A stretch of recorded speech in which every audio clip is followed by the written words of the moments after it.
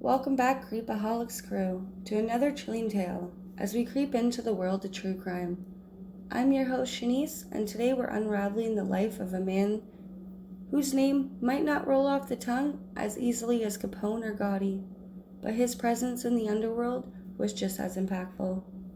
I'm talking about none other than Rocco Perri, the king of the bootleggers and one of Canada's most feared mafia bosses during the early 20th century. From his humble beginnings to his shady business dealings, his rise in the mafia world, and the mystery of his eventual disappearance. This episode has it all, so settle in as we uncover the story behind the elusive Rocco Perri. You won't want to miss this one. So grab your flashlights, lock those doors tight, and let's creep on down the dark and eerie trail together. Rocco Perri was born Rocco Perri in Platea, Calabria, Italy in 1887. Like many Italian immigrants at the time, he arrived in North America looking for opportunity, landing in the bustling industry city of Hamilton, Ontario. Perri started as a humble laborer working low-paying jobs in mills and factories. But like so many mob figures, his early years was filled with hardships. He was no stranger to struggle, and the hustle set him on the path towards a darker venture. By the time he reached his mid-20s, Perri had integrated himself into the local Italy community, using his charm and street smarts to build relationships.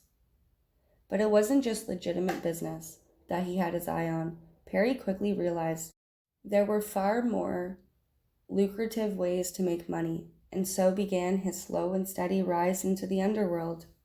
It was the Prohibition era that made Rocco Perri a household name in the criminal world. When alcohol became illegal in the U.S., there was an insatiable demand for liquor, and Perri was in the perfect position to capitalize. His operations grew as he smuggled alcohol from Canada to the United States, working with well-known American crime families including the notorious Buffalo Mob. Perri's network of bootlegging stretched far wide, making him one of the most powerful figures in organized crime in North America. He earned the nickname Canada's Al Capone for a reason. He wasn't just a small-time bootlegger. He was organized, smart, and always stayed 2 steps ahead of the law. With his wife, Bernice Starkman, by his side, Perri built an empire that reportedly ranked in millions during Prohibition. Bessie, a formative figure in her own right, handled much of the logistics, making the criminal operation run smoothly. They were a power couple in every sense, feared by competitors and law enforcement alike. Despite his efforts to stay under the radar, Perri's illegal dealings couldn't go unnoticed forever. Law enforcement was consistently on his trail, but he was slippery, often evading capture due to his smart business moves and high-level connections.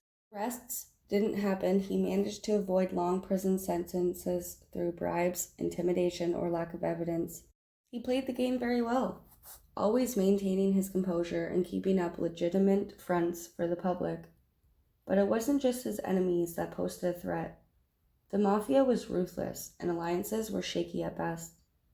Over all time, internal conflicts within the mafia began to escalate, and Perri found himself in a more precautious situation at rivals' brood. Perhaps one of the most intriguing aspects of Perri's life is how it ended, or rather, how it didn't. In 1944, Perri simply vanished.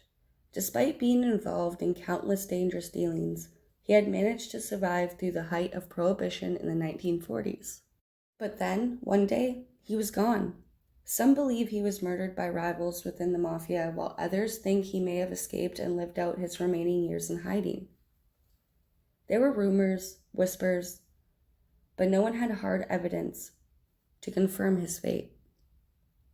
His body was never found, and to this day, the disappearance of Rocco Perri remains one of the greatest unsolved mysteries in Canadian mafia history. He left a legacy, an empire built on crime, but also a trail of unanswered questions. Was he silenced by his enemies? Or did he orchestrate his own vanishing act to escape the life he could no longer control? these questions may never be answered.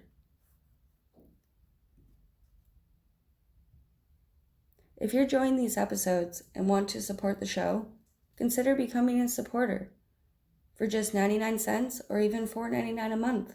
You can help keep the lights on and allow us to deliver these chilling cases straight to you.